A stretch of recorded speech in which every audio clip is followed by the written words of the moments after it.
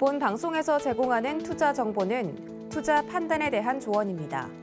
방송에서 제공하는 주식의 가치, 가격 상승 및 가격 하락에 대해서는 방송사에서 보장하지 않습니다.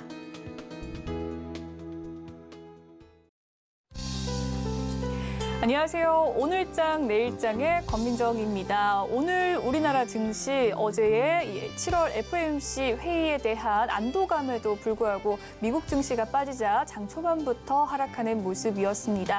하지만 오후 들어서 코스피와 코스닥 상승세 보이는 모습인데요. 반등세 나와주면서 코스피는 0.42% 하락세 유지하고 있습니다. 2,500선은 지키는 모습이고요. 코스닥 또한 반등 흐름 보이면서 825포인트 선까지 올라와주고 있습니다. 또 하나의 호재 소식이 있습니다. 최근 한 달간 외국인의 수급이 좀 돌아오는 모습 보여주면서 이 미국계 자금이 풀린 모습이었는데요. 오후장 들어서 계속해서 반등세 이어갈 수 있을지 비추가 주목됩니다. 저희 오늘장 내일장과 함께 하시면서 꼼꼼한 투자 전략 세워가시길 바라겠습니다. 저희 방송 유튜브를 통해서도 시청하실 수가 있습니다. 유튜브 검색창에 서울경제TV라고 검색해 주시면 실시간 방송 시청 가능하시니까요. 많은 참여 부탁드리겠습니다. 본 방송에서 제공해드리는 정보는 투자 판단을 위한 조언일 뿐 해당 주식의 가치와 수익률을 보장해드리진 않습니다. 그리고 서울경제TV와 서울경제신문은 당사의 브랜드입니다. 서울경제증권TV와는 무관하다는 점 꼭 기억해 주시길 바라겠습니다.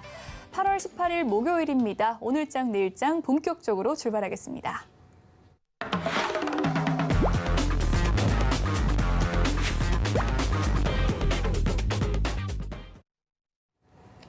이 시각 보도본부 시간입니다. 오늘은 석지은 기자와 함께합니다. 어서 오세요. 네, 안녕하세요. 네, 그러면 오늘 어떤 헤드라인 들고 오셨을지 화면으로 먼저 살펴보도록 하겠습니다.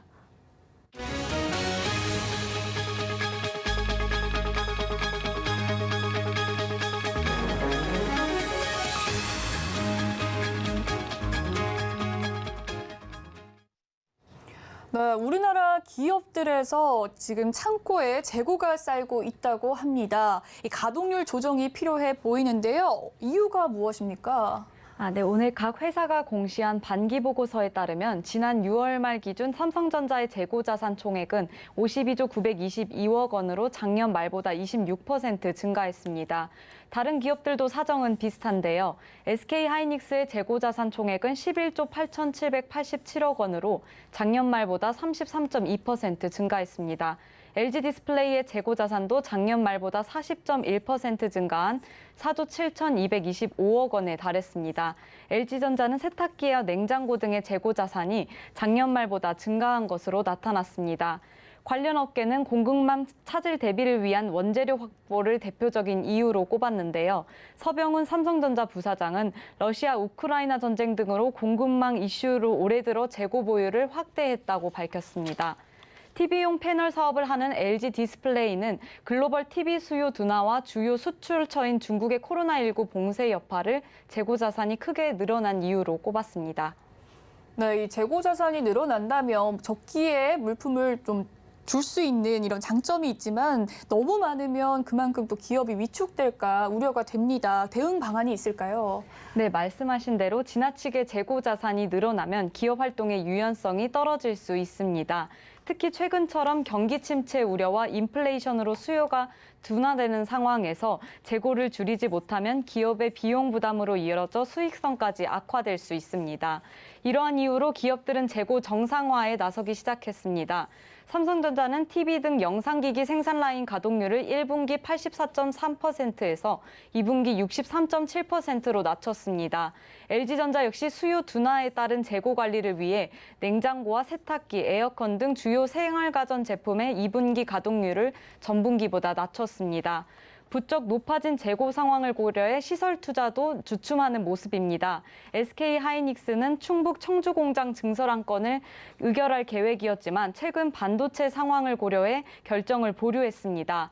재고 상황을 정상화하기 위해서 기업들이 발빠르게 대응하는 모습입니다. 네, 다음 소식으로 넘어가 보도록 하겠습니다. 미국 의회가 사실상 중국을 겨냥한 인플레이션 완화법을 제정을 했는데요. 이와 관련해서 국내 자동차 업계에는 어떤 영향이 있을까요? 네, 미국 내에서 생산된 전기차에만 보조금을 지급하는 내용을 담은 인플레 완화법이 통과되면서 국내 자동차 업계에 파장이 예상됩니다. 한국자동차연구원은 오늘 보고서를 통해 미국 자동차 업계와 협력에 나설 필요가 있다고 보고 있습니다. 미국 의회는 최근 중국과 경쟁에서 우위를 점하기 위해 인플레 감축법을 제정했는데요. 인플레 감축법에는 북미산 전기차에만 세액공제를 차등 지원한다는 내용이 담겨 있습니다. 또 판매 가격 5만 5천 달러 이상의 승용차와 8만 달러 이상의 SUV는 세액공제 대상에서 제외됩니다. 이 같은 법을 통해 세계 자동차 산업의 패러다임 전환이 빨라질 전망인데요. 대부분의 전기차 업체들이 세액공제 혜택을 받기 위해서 5만 5천에서 8만 달러 모델 생산에 치중하고 고급차 업체들은 원가 절감을 적극 추진할 것으로 예상됩니다. 네, 국내 자동차 업계는 이 미국의 인플레 완화법에 대응하기 위해서는 미국 업체와 협력하는 게 선택이 아닌 필수가 될 텐데요. 또 다른 대응 방안이 있을까요? 네, 미국과 중국을 모두 아우르는 양면 전략을 택해야 된다는 분석도 나옵니다. 한자연은 미국과 포괄적 협력을 추진하되 중국과도 협력의 끈을 놓아서는 안 된다고 밝혔습니다. 또 한국 자동차 업계와 정부가 미래차 육성 정책을 보완해야 한다는 제안도 나왔는데요. 미래차 산업의 대경쟁이 2026년부터 시작될 전망이 높은 가운데 국내 미래차 산업 경쟁력 강화가 필요하다는 목소리가 높아지고 있는 상황입니다. 네, 마지막 소식으로 넘어가 보도록 하겠습니다. 경제 자유도와 이 삶의 질에 상관관계가 있다고 합니다. 어떤 이유일까요? 네, 한경연이 민간 경제 활동이 자유로울수록 경제가 성장하고 국민 삶이 향상된다는 연구 결과를 나왔습니다. 경제 자유도란 각국의 제도와 정책이 경제적 자유에 얼마나 부합하는지를 나타내는 지표인데요. 경제 자유도가 높을수록 민간 경제 활동을 제약하는 정부 개입이나 규제가 적다는 것을 뜻합니다. 한경연은 경제 자유도가 높을수록 민간의 자유로운 경제 활동이 활발해지고 자원의 효율적 배분이 이뤄져 경제 성장이 일어날 것으로 보고 있는데요. 이를 뒷받침할 자료도 함께 제시했습니다. 한경연이 경제 자유도와 경제 성장률 간 관계를 분석한 결과 경제 자유도가 1% 개선될 경우 GDP 증가율은 0.1%포인트 상승하는 효과를 보였습니다. 네, 이쯤 되면 우리나라 경제 자유도의 현 주소가 궁금해집니다. OECD 기준으로 우리나라 경제 자유도 높은 편인가요? 네, OECD 기준 우리나라의 경제 자유도는 낮은 편에 속하는데요. 한경연이 발표한 자료에 따르면 경제 자유도를 분석한 결과 한국의 경제 자유도는 75.4점으로 OECD 38개국 중 22위에 그쳤습니다. OECD 경제자유도 상위 10개국의 삶의 질 지수는 평균 7.3점이지만 한국은 5.4점에 불과했습니다. 한국의 삶의 질 지수는 OECD 평균인 6.3점보다도 낮습니다. 한국은 특히 삶의 만족도와 일과 삶의 균형, 환경 등이 경제 자유도 상위 10개국과 비교해 크게 미흡한 것으로 나타났는데요. 추광호 한경연 경제실장은 OECD 중하위권인 한국의 경제 자유도를 상위권으로 끌어올리기 위해서는 규제 개혁과 노동시장 유연화, 감세 등으로 민간의 경제 활력을 제고할 필요가 있다고 밝혔습니다. 네, 기업들의 재고 자산에 대한 이야기부터 경제의 자유도에 대한 이야기까지 오늘 이 시각 보도본부 서지은 기자와 함께했습니다. 말씀 잘 들었습니다. 네, 감사합니다. 이 시각 증시 시황 브리핑 해드리는 시간이죠. 김혜연 캐스터가 준비하고 있습니다. 안녕하십니까. 캐스터 김혜연입니다. 7월 FOMC 의사록에서 예상보다 양호한 결과를 확인했지만 필라델피아 반도체 지수가 2%대 하락세를 보이게 됐죠. 또 2분기 실적 시즌이 마무리됨에 따라서 이 상승 재료가 부재한 상황이라는 풀이가 나오고 있습니다. 자세한 이 시각 지수 상황부터 살펴보면요. 오늘 코스피 지수 하락 출발을 했죠. 오후장에서 하락폭을 회복하는 듯 보였지만 다시금 또 빠지는 모습입니다. 0.6% 내린 2,501포인트대에서 거래가 이루어지고 있고요. 오늘 코스피 시장에서는 조선주, 우주항공 관련주들만이 소폭의 강세를 또 보이고 있습니다. 이어서 코스닥 지수도 확인해 보시죠. 네, 마찬가지로 오늘 하락 출발 이후에는 그래도 오후장에 하락폭 축소해 나가고 있습니다. 0.33% 내린 824포인트대에서 거래가 되고 있고요. 오늘 보험주, 교육주들의 상승이 눈에 띄고 있습니다. 이어서 수급도 확인해 보시죠. 네, 코스피 시장에서 외국인들의 순매수세가 3거래일 연속 이루어지고 있습니다. 개인도 현재 1,936억 원 순매수 우위를 보이고 있고요. 이어서 코스닥의 수급도 확인해 보시죠. 네, 기관이 4거래일 연속 매도를 하고 있습니다. 외국인도 전일에 이어서 오늘도 매도세를 보이고 있는데요. 기관은 441억 원, 외국인은 437억 원 현재 매도세가 보이고 있습니다. 이어서 상승하는 업종 테마 살펴보겠습니다. 네, 오늘 엔젤 산업 관련주들의 상승이 눈에 띄고 있는데요. 서울시가 초대형 양육 지원 프로젝트를 추진한다라고 합니다. 10살 미만의 자녀를 둔 부모들의 육아 부담을 덜어주고 또 아이 키우기 좋은 엄마 아빠 행복 프로젝트를 추진한다라고 하는데요. 5년간 14조 7천억 원을 투입한다라고 하죠. 서울시가 이 같은 양육 지원 종합 계획을 발표한 건 이번이 처음이기 때문에 오늘 관련주들이 기대감의 상승세를 보이고 있습니다. 삼성출판사가 현재 4%대 상승을 보이고 있고요. 아가방 컴퍼니는 현재 상한가 진입을 했죠. 메디앙스도 현재 26%가 넘는 급등 흐름을 보이고 있습니다. 이어서 하락하는 업종 테마도 살펴보겠습니다. 네, 항공주들이 쉬어가는 모습입니다. 전일 항공주들은 국제유가가 러시아와 우크라이나의 전쟁 이전 수준까지 내려가고 또 해외여행의 수요가 회복세를 나타내게 되면서 강한 모습을 보였는데요. 실제로 이번 달 국제선 유료할증료가 하락세를 보였죠. 하반기에 대한 기대감도 크다라는 이야기가 나오고 있습니다. 더불어 인플레이션의 부담으로 수요가 기대에 못 미칠 수는 있지만 공급이 더 부족한 상황이라고 하는데요. 다만 이러한 기대감에도 불구하고 오늘 항공주들은 차익 실현 매물들이 나오면서 쉬어가는 모습입니다.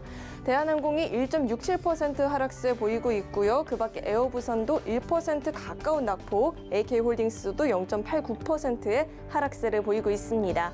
이어서 증시 탑10 확인해 보겠습니다. 네, 삼성전자가 올해 상반기 주요 기업들 중에서 매출이 가장 많이 늘어난 기업이라고 하죠. 상반기 매출 지난해 대비 20.1% 늘어났다라고 하고요. 주가도 오늘은 소폭의 오름세를 보이고 있습니다. 반면 네이버와 카카오는 전일 나스닥 지수가 하락 마감을 하게 되면서 기술주들이 힘든 모습이죠. 카카오는 지난 2일 이후 다시 7만 원대로 내려오는 모습이 포착되고 있습니다. 이어서 서울경제가 뽑은 특징주도 확인해 보시죠.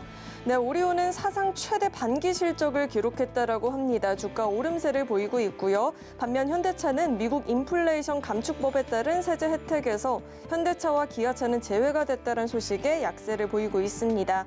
네, JYP 2분기 깜짝 실적을 내놓았죠. 매출액은 전년 동기 대비 67.1% 상승, 영업이익은 152% 증가를 보였다라고 합니다. 네, 그럼 먼저 HMM부터 살펴보도록 하겠습니다. 네, 피크아웃에 대한 우려 때문에 해운주들이 큰 힘을 내지 못하는 모습이었는데요. 컨테이너선 운임이 9주째 하락세를 보이고 있음에도 불구하고 이 HMM의 상반기 호실적에 초점을 두고 있는 모습입니다. 또 1년 이상의 장기 운임 계약이 많다는 점도 HMM에게는 긍정적인 소식이 된다라고 하죠. 현재 1.28% 오른 23,750원에서 거래가 되고 있습니다. 네, 다음으로 서울옥션 살펴보겠습니다. 네, 신세계가 국내 최대 미술품 경매업체인 이 서울옥션을 인수하는 계약이 임박을 했고 또 주당 4만 원대로 인수하는 것이 가장 유력하다라는 소식이 전해지면서 오늘 주가 강세 보여지고 있습니다. 15.9%대 강세 보여지고 있고요. 24,050원에서 거래가 되고 있습니다. 네, 마지막으로 미투온 살펴보겠습니다. 네, 미투온이 개발한 이 P2E 게임 포켓 배틀스 NFT워가 게임 랭킹 사이트에서 1위를 기록했다는 소식에 전일 상한가를 기록했는데 오늘도 좋은 흐름 이어나가고 있죠. 5%대 강세 보여지고 있습니다. 네, 지금까지 증시 탑10 확인해봤습니다.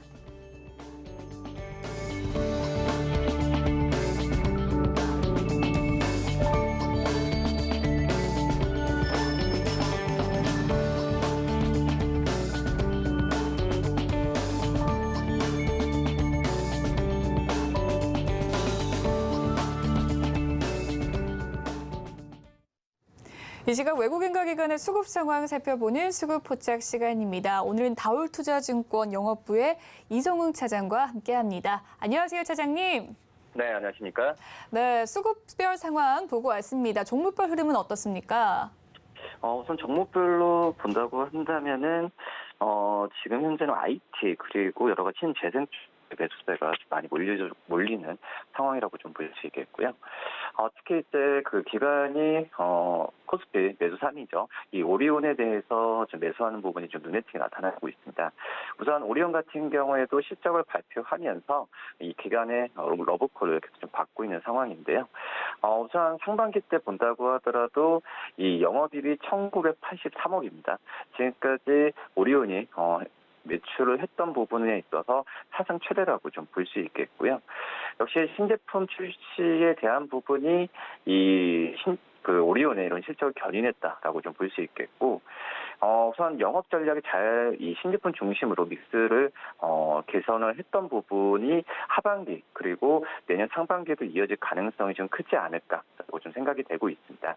추후에 본다고 하더라도 오리온이 원가 관리나 여러 가지 부분에 있어서 노력을 많이 하고 있는 상황에서 이런 실적에 대한 부분은 향후에도 계속 기대감이 된다라고 말씀드릴 수 있겠고요. 그 다음에 외국인들이 코스닥 매수 1위죠. 3강 MNT 같은 경우에도 관심 있게 봐야 되지 않을까 생각이 됩니다.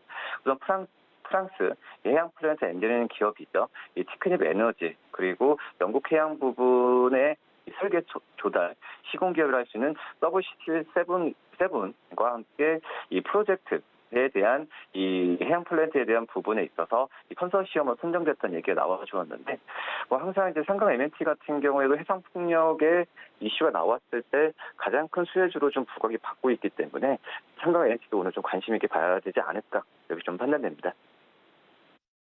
네, 이 시각 수급 특징주로서 오리온과 상강 MNT에 대해서 자세한 분석 도와주셨고요. 그렇다면 차장님께서 포착한 특징주 무엇이 있을까요? 우선 저는 이제 기관이 가장 많이 사고 있는 코스닥 1위 업체죠. 바로 태광을 좀 말씀드리도록 하겠는데, 2분기 실적도 괜찮았죠. 영업이익이 119억을 발표하면서 이 작년 대비해서 229% 늘어난 수치를 지금 발표했습니다. 우선 카타르 쪽에서의 LNG 프로젝트 같은 이런 에너지 인프라 관련 투자가 계속 된다고 한다면 이 태광의 수준은 계속 늘어난다라고 좀 판단되고 있고요. 우선 올해 1분기에 신규 수주가 539억 원을 기록했는데 2분기에는 729억으로 지금 증가를 하는 부분이 회복세가 좀 눈에 띄게 좀 좋아지고 있다라고 볼 수 있겠고요. 이런 그 수준으로 간다면은 올해 신규 수준은 한 2,600억 이상까지도 나올 수 있다라는 게 증권사 평가라고 좀 볼 수 있겠습니다. 작년보다 저가 수주를 보다도 또 수익성 위주의 수주 전략을 유지하고 있는 점이 이 태광의 어떤 이런 실적이나 여러 가지 전망도 계속 좀 밝게 한다라고 좀 말씀드릴 수 있겠고요. 지금 현재 가격도 좀 매수 괜찮지 않을까라고 판단되고 있고, 매수가는 17,800원, 목표가는 19,000원, 손절가는 16,000원 말씀드립니다. 네, 오늘 차장님의 포착 특징주는 태광이었습니다. 그에 따른 투자 전략까지 살펴봤습니다. 지금까지 다올투자증권 영업부 이성훈 차장과 함께했습니다. 말씀 잘 들었습니다. 네, 감사합니다. 네, 이번에는 오늘 시장을 주도하는 업종과 이슈에 대해서 심층 분석해보는 마켓 로드맵 시간으로 넘어가 보도록 하겠습니다. 서울시에서 초대형 양육 지원안 발표가 있었습니다. 그에 따른 투자 전략을 세밀하게 살펴볼 예정인데요. 오늘은 루크투자연구소 임순재 대표님 나와 계십니다. 어서 오세요. 네, 안녕하십니까? 네, 서울시가 5년간 15조 원 넘게 투입하는 초대형 양육 지원 프로젝트를 발표하면서 오늘 엔젤산업 관련주들 크게 뛰는 모습 보여줬습니다. 서울시는 또 육아 관련 서비스와 함께 인프라의 세부 구축에 중점을 둔다고 하는데요. 이번에 발표된 프로젝트의 자세한 내용 먼저 살펴봐 주시죠. 네, 오늘 이제 발표가 됐죠. 서울시에서 지금 서울시 자체적으로 이제 아이를 키우기 위한 이제 육아 관련된 대규모 프로젝트를 진행을 하겠다라고 발표를 했습니다. 향후 5년 동안 14조 원 넘는 금액을 지금 투자할 걸로 그렇게 예상이 되고 있고요. 한마디로 0세에서 9세까지 영유아를 키우기 위한 지원책이 발표됐다라고 보시면 되겠습니다. 타이틀 자체가 아이 키우기 좋은 서울 만들기라는 이제 프로젝트명으로 이제 나와 있는 상황이고요. 특히 주요 내용을 본다라고 하게 되면 첫 번째가 이제 아이 돌봄입니다. 0세에서 36개월까지의 영유아를 사촌 이내의 친족이 돌볼 경우 대표적으로 뭐 조부모다라고 생각이 되는데요. 그렇게 될 경우 이제 돌봄 수당 30만 원을 지급하겠다라는 거고요.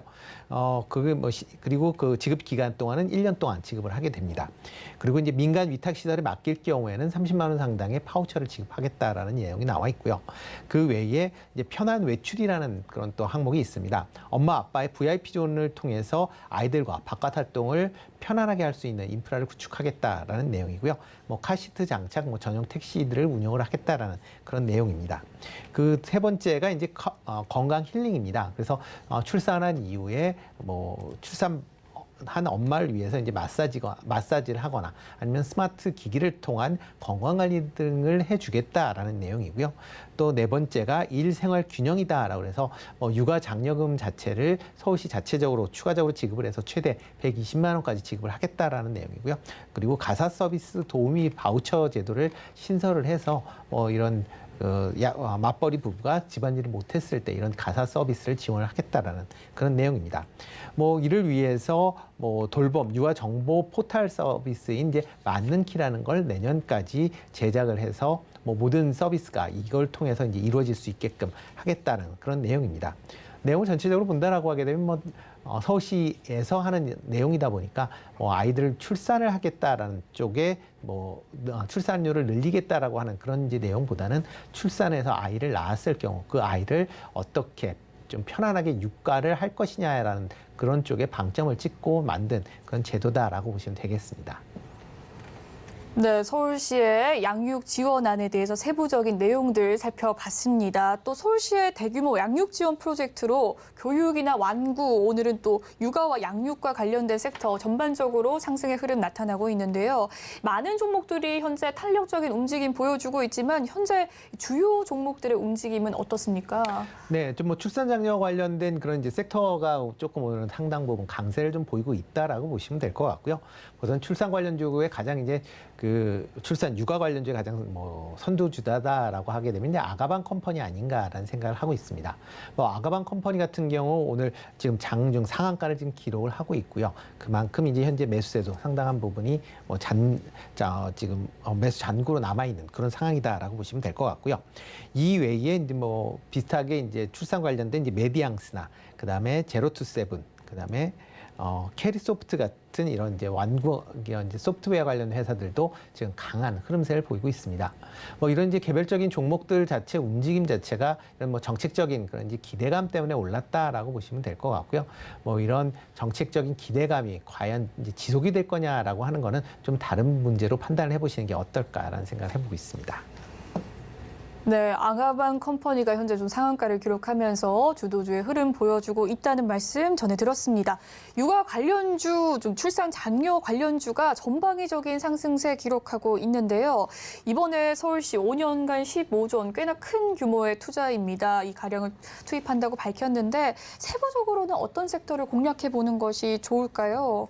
네, 일단 가장 첫 번째 생각하시는 게 아마 출산 육아 관련 쪽 이제 섹터다라고 생각을 많이 하실 텐데요. 과거에 본다라고 하게 되면 이런 어떤 정책, 특히 이제 출산율과 관련된 정책들이 많이 나왔을 때 움직이는 대표적인 섹터였다라고 보시면 될 것 같습니다. 최근 이 관련된 섹터들이 저출산 관련된 부분 때문에 계속 좀 주가가 좀 약세를 보였고요. 여기에 중국 관련된 이제 매출을 조금 이제 신장시키기 위해 이제 각 회사들이 노력을 많이 했는데 중국 같은 경우도 코로나 이후에 경제를 봉쇄를 하면서 일단 관련된 주가들이 전반적인 하락세를 보이고 있었다라고 보시면 되겠습니다. 그렇기 때문에 상대적으로 가격대가 이제 저렴하다라는 그런 메리트가 있기 때문에 오늘 같은 경우 강한 상승세를 보인 그런 이유 중에 하나다라고 보시면 되겠고요. 그렇지만 이 관련된 이슈가 좀 단기 휘발성 재료들일 가능성이 상당히 좀 많습니다. 과거에도 지금 저출산 관련된 여러 가지 문제에 대한 그 해결을 위한 정책들이 계속 발표가 됐었습니다. 그렇지만 대부분의 정책이 실효를 거두지 못하고 그냥 용두사미 형태로 해서 이제 끝났었던 경우가 상당히 많다라고 보시면 되고요. 2000년대 이후에 지금 200조 넘는 이제 저출산 예산을 투입을 했음에도 불구하고 전혀 효과가 없다라고 보는 편이 좀 더 맞지 않을까 싶습니다. 그렇기 때문에 이런 관련주 기업들 움직임도 처음에 정책이 발표됐을 때는 강한 흐름세를 보였지만 뭐 이게 실적으로 연결되지 않는다라고 하게 되면 언제든지 다시 주가가 제자리로 내려올 수 있다는 점도 좀 감안을 하시는 게 더 맞지 않을까라는 생각을 해보고 있습니다. 그렇기 때문에 이게 실질적으로 그 기업 실적으로 연결이 되는지 여부를 좀 더 판단을 하시면서 투자에 임하시는 게 나을 것 같고요. 금일같이 뭐 급등하는 종목을 굳이 쫓아갈 필요는 없지 않을까라는 생각을 해보고 있습니다. 네, 출산과 육아 관련된 이슈로 좀 단기성 테마가 많다 보니 실적 위주로 좀 접근을 해 주시라고 이야기를 해 주셨는데 신규 접근은 좀 어려울까요? 어떻게 보시나요? 일단 좀 지켜보시고 하시는 게 낫지 않을까 싶습니다. 과거 예를 번다라고 해도 이런 정책이 나온다라고 하게 되면 뭐 하루 이틀 정도는 강한 흐름세를 좀 보였었는데요. 그 이후에 다시 주가가 제자리 찾는 국면이 좀 지속이 됐고요. 그리고 이제 이런 정책을 본다라고 하게 되면 뭐 큰 그림만 지금 보고 계시는 건데 세부적인 사항은 아마 뭐 오늘 저녁이나 아니면 내일 뭐 신문 같은 데 많이 나오게 될 겁니다. 그러면 그 중에서 실질적으로 수혜가 있는 종목과 수혜가 없는 종목이 아마 선별화될 가능성은 충분히 있고요. 그렇게 선별화된 이후에 관심을 가지셔도 늦지는 않을 것이다라고 생각을 합니다. 그리고 뭐 굳이 지금까지 이렇게 급등하는 상황에서는 뭐 쫓아서 추격 매수를 하실 필요는 없지 않나 싶습니다. 네, 급등 상황에서 추격 매수보다는 뉴스를 좀 확인해 가면서 신규 접근을 또 투자하는 것이 좋겠다라는 말씀 해주셨습니다. 과거에 코로나19 팬데믹으로 인해서 비대면 교육 관련주들 올라가는 모습 보였었고요. 최근에는 7세 초등학교 입학 추진과 관련해서 종목들이 올랐습니다. 또 고교 학점제와 관련해서도 교육주가 강세를 보인 바가 있었는데요. 상승세와 더불어서 앞서 말씀해 주신 것처럼 좀 높은 변동성을 보인 측면도 있었는데 이번 서울시의 프로젝트에 따른 관련주 접근에서 좀 유의할 점이 있다면 어떤 것들이 있을까요? 네. 일단 뭐 교육 관련된 분야는 뭐 전 국민의 관심사다라고 표현하는 게 좀 맞지 않을까라는 생각을 해보고 있고요. 그만큼 많은 국민들이 직간접적으로 이제 교육 분야에 이제 연관이 돼 있다라고 보시면 되겠습니다. 특히 아이를 키우시는 뭐 대부분 뭐 저를 포함한 이제 대부분의 사람들이 이제 교육에 상당 부분 관심이 있을 걸로 예상이 되고 있고요. 그러다 보니까 교육 이슈가 하나 발생을 하게 되면 이 거에 대한 이제 파장이 어떻게 되는지는 모르기 때문에 일단 교육 관련주들한테 뭐 집중적인 이제 투자가 이제 이루어진다라고 보시면 될 것 같습니다. 그렇기 때문에 뭐 비대면 관련주들에 대한 움직임이 상당히 좀 강한 그런 흐름이고요. 특히 이제 최근에 이제 이런 그 교육 관련돼서 이제 온라인화가 많이 진행이 되면서 온라인 교육주에 대한 관심들이 크게 작용을 한 측면도 분명히 있습니다. 특히 이제 고교 학점제나 아니면 비대면 교육 관련된 제도가 이제 얘기가 나오면서 뭐 메가스터디를 비롯한 이제 여러 이제 교육 관련된 특히 이제 중고등학생의 교육 관련된 그런 이제 종목들이 강한 이제 흐름세를 보였고요. 그렇지만 그 내용이 조금 밝혀지고 나면 실질적으로 다시 이제 주가가 제자리를 찾는 그런 이제 순환세가 이제 계속 좀 이어졌다라고 보시면 되겠습니다. 뭐 이렇게 가장 큰 이유는 이런 정책 방향이 나온다라고 해서 이게 바로 실적으로 이어진다라고 보기는 좀 어렵고요. 특히 교육 관련된 부분은 장기간 동안에 뭐 진행되는 이제 그런 정책이다 보니까 뭐 이렇게 단기적인 이슈로 인해서 주가가 반짝 뭐 상승을 했다라고 해도 실질적으로 이게 실적까지 반영되기까지는 장기간의 시간이 좀 걸리는 점도 감안을 하셔야 되지 않을까 싶습니다. 이번에 나오는 서울시 대책도 뭐 비슷한 관점에서 접근을 하시는 게 맞지 않을까라는 생각이 들고 있고요. 향후 5년 동안 15조 원 정도의 이제 자금을 투자를 하겠다라고는 얘기는 하고 있지만 그 내용을 본다라고 하게 되면 신규적으로 투자하는 금액은 한 2조 원이 총 채 안 될 걸로 그렇게 예상을 하고 있습니다. 기존에 갖고 있었던 인프라를 추가적으로 활용을 하면서 지원되는 분야까지 지금 다 포함이 되어 있다라고 보면 그걸 이제 감안을 한다라고 보면 이왕 기존에 있었던 내용에 추가적으로 일부 사항이 덧붙여지는 그런 이제 프로젝트다라고 보시면 되고요. 그렇기 때문에 실질적으로 어떤 수혜가 받게 될지는 좀 더 분석이 따라야 되지 않을까 싶습니다. 뭐 오늘 육아 관련된 종목들이 강한 흐름세를 좀 보이고 있습니다. 그렇지만 이제 육아 관련돼서 일단 나와 있는 정책을 본다라고 하게 되면 육아를 하기 위한 여러 가지 제도적인 관련된 분야에 좀 더 집중화되는 측면이 있습니다. 물론 이제 그 중에서 일부는 돌봄 수당이라는 아니면 바우처를 이제 지급을 하기 때문에 그 받는 자금을 갖고 아이들을 위한 어떻게 보면 이제 책이나 아니면 안과 용품을 이제 살 것이다라는 이제 기대감이 있는 거지 실질적으로 이쪽으로 연결이 될지 아니면 그 돈들이 다른 쪽으로 쓰일지는 정확한 거는 좀 더 지내봐야 알 수 있는 거고요. 그렇기 때문에 지금은 상승 자체는 너무 기대감에 앞서서 좀 빠르게 가는 거 아닌가라는 생각을 해보고 있습니다.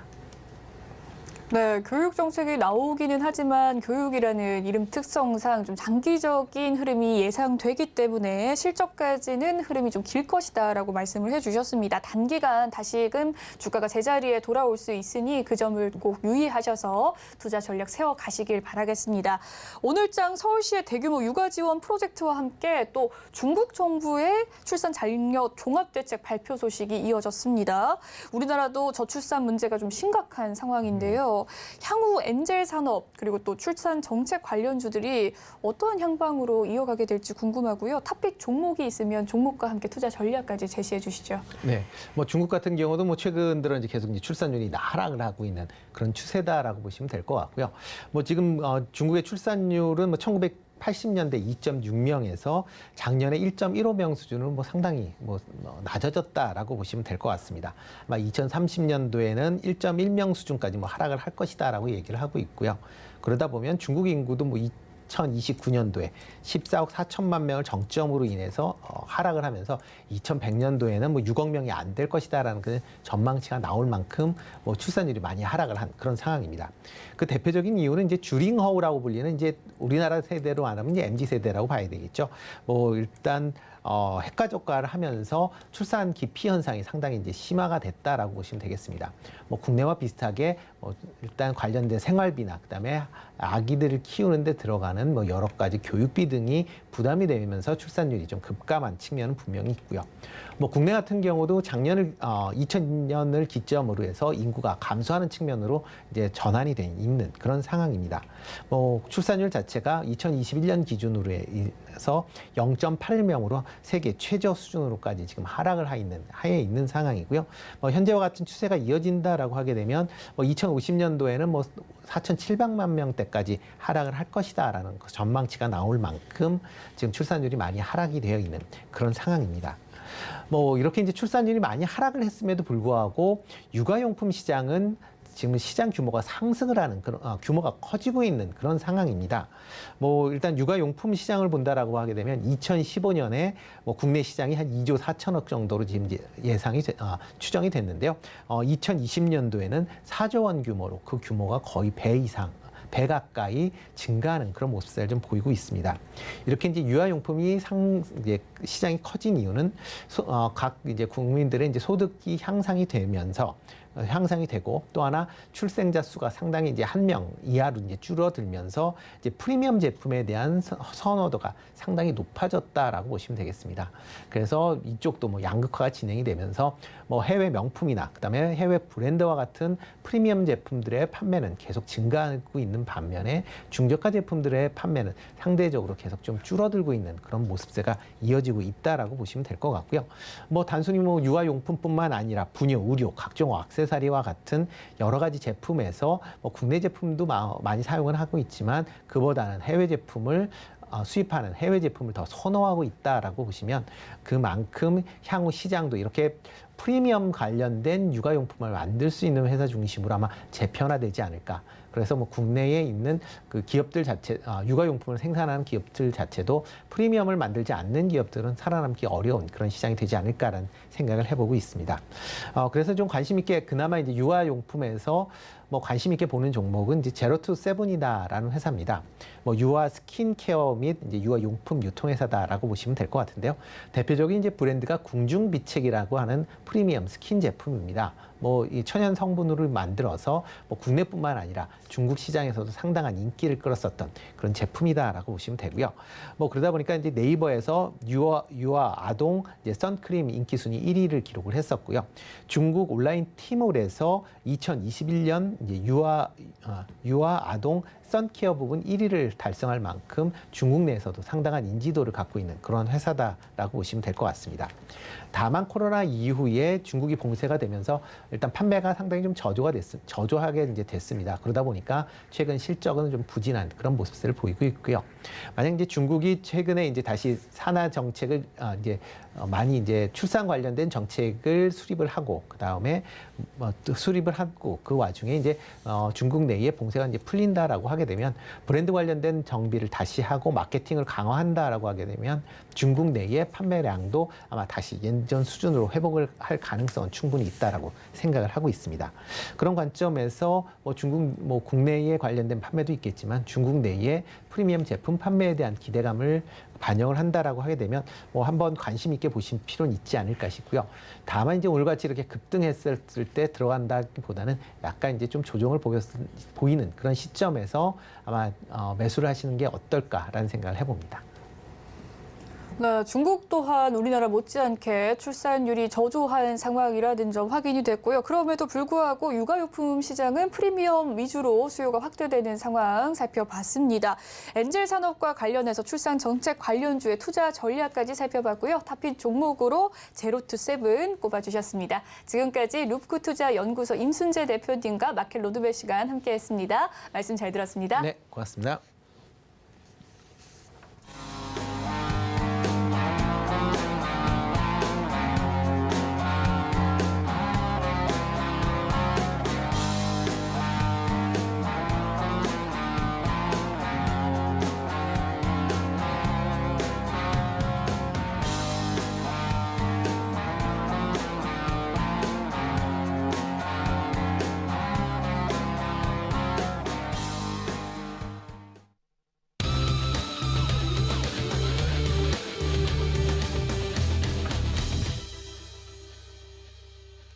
마켓 리더들과 함께 시장의 핵심 이슈 살펴보는 이슈 칼럼 시간으로 넘어와 보겠습니다.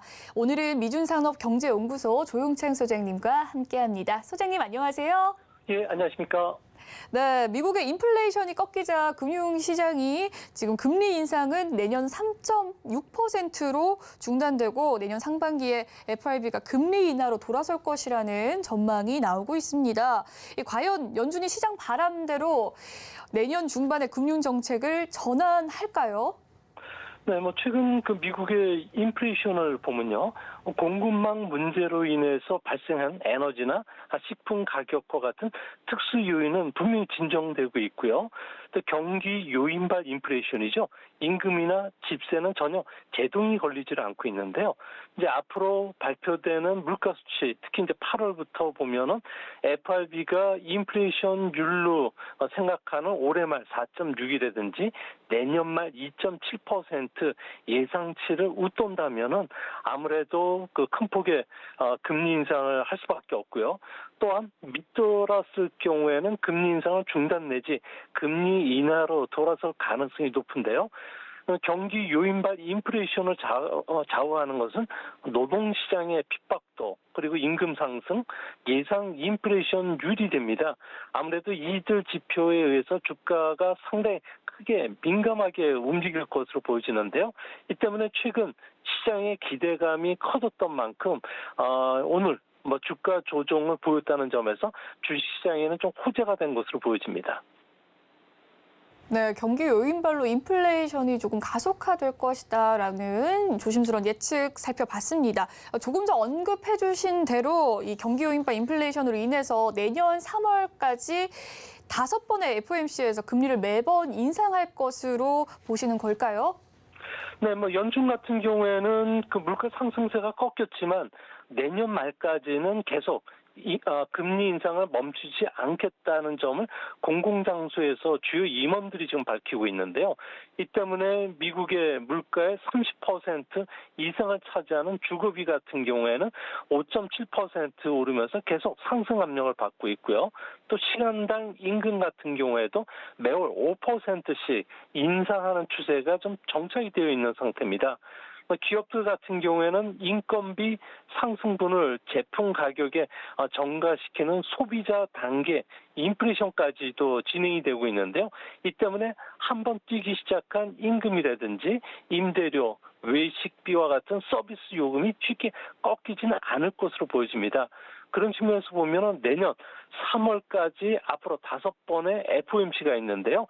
최소 0.25에서 0.5% 정도 금리 인상을 단행할 가능성이 현재로서는 더 높은데 이제 시장에서는 이미 금리 인상과 관련된 부분에 내성이 생겼기 때문에 0.25%포인트 정도 금리 인상 가지고는 주식이 꺾인다든지 다시 리스크 오프로 돌아가지는 않을 것으로 보여집니다. 네, 그렇다면 앞으로 최소 5번의 금리 인상을 단행할 수도 있게 된다는 이야기일 텐데 그렇게 되면 미국은 경기 침체에 빠지게 되진 않을까요? 네, 6월 FOMC 그 경제 전망 자료를 보면요. 향후 3년간 GDP 성장률은 2% 미만의 경기 연착륙 시나리오를 제시하고 있습니다. 이 때문에 연준 같은 경우에도 경기 후퇴가 찾아오고 또 고물가가 지속되지 않는 한 미국은 경기 침체에 빠져들지 않고 경기 후퇴 기간도 이전보다 짧을 것으로 보고 있는데요. 이는 미국 같은 경우에는 기준금리가 명목 잠재 성장률이죠. 4%를 넘지 않는다면은 실물 자산 투자 시 차익을 볼 수가 있기 때문에 투자에서 저축으로 또 다시 소비로의 자금 선순환이 이루어지면서 경기 후퇴는 찾아올지 않을 것으로 보고 있습니다.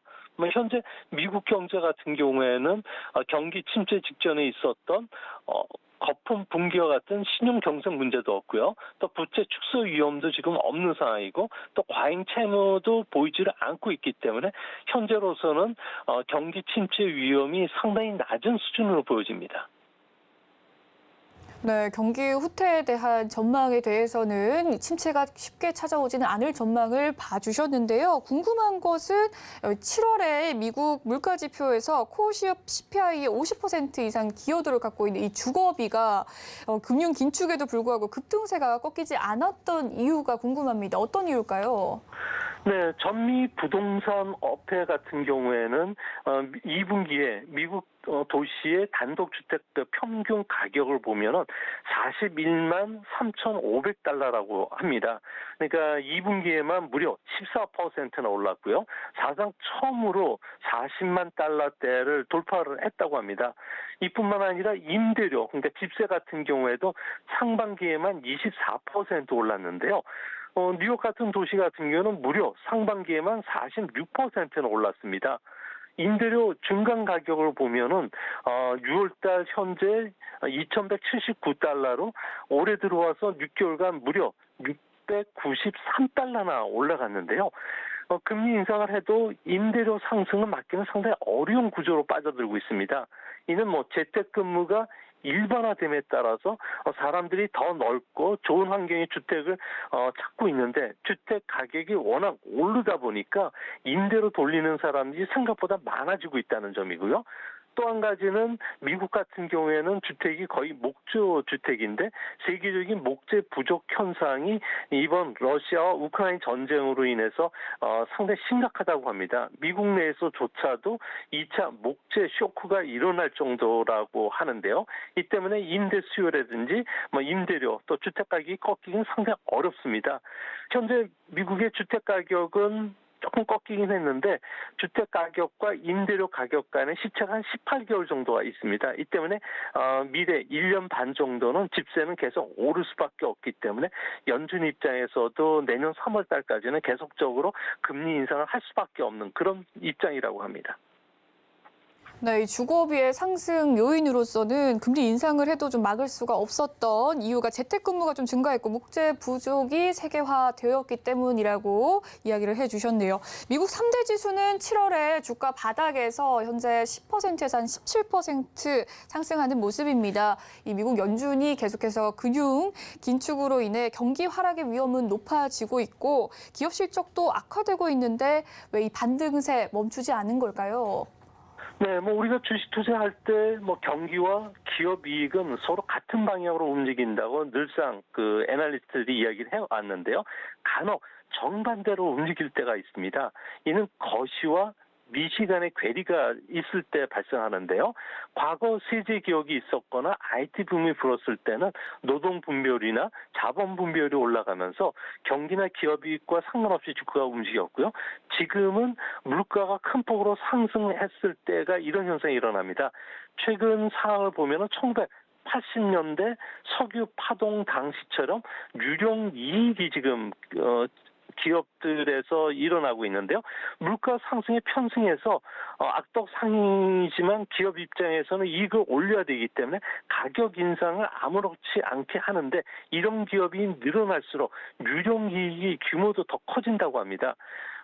현재 전 세계가 코로나 팬데믹 이후에 가장 주가가 많이 상승한 나라는 튀르키예입니다.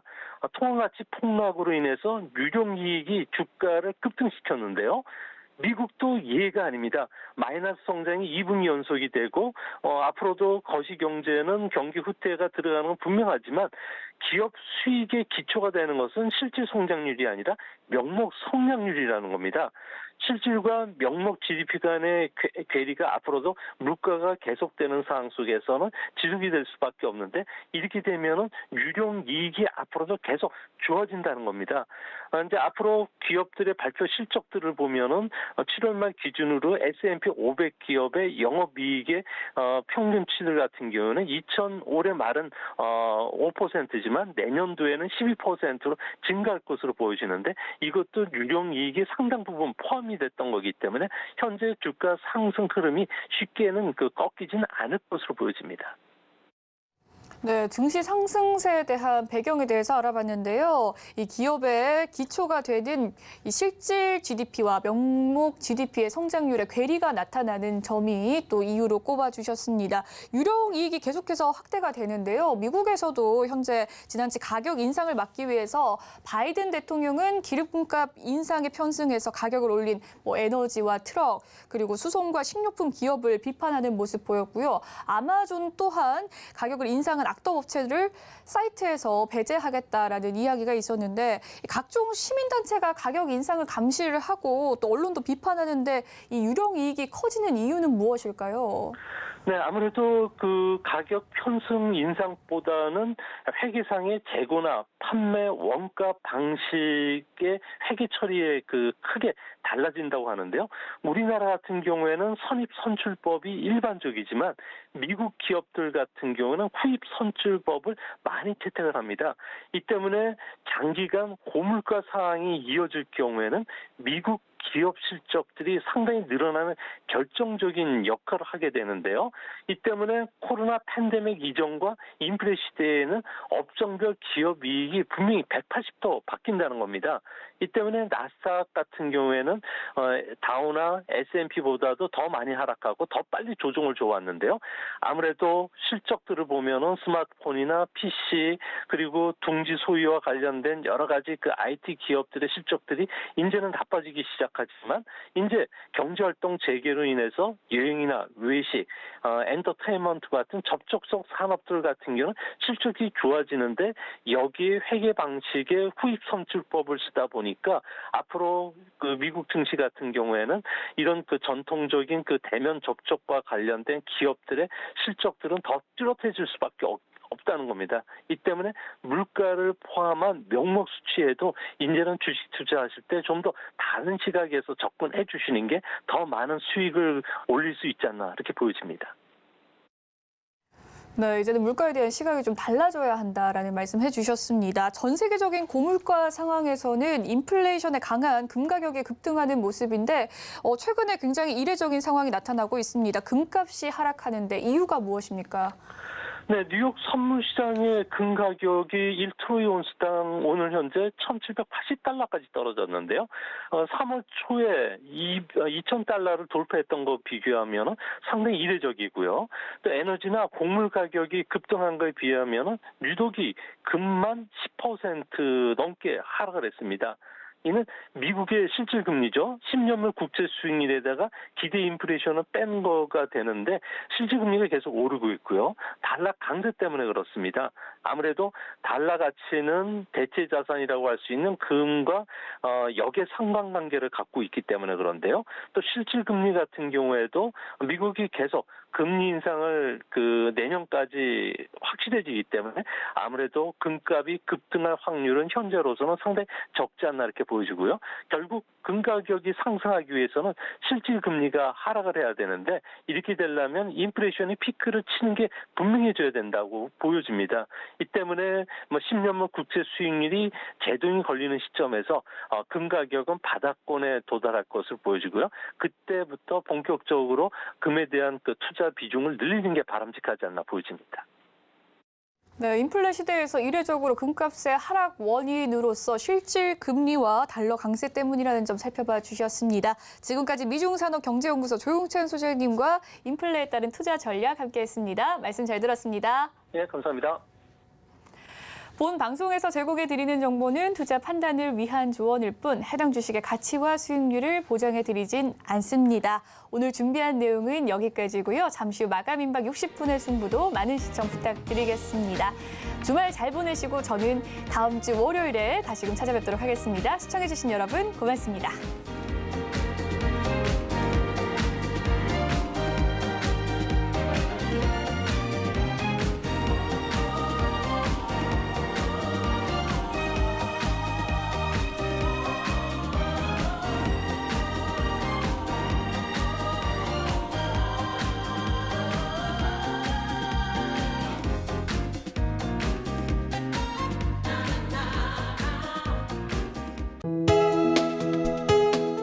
본 방송에서 제공하는 투자 정보는 투자 판단에 대한 조언입니다.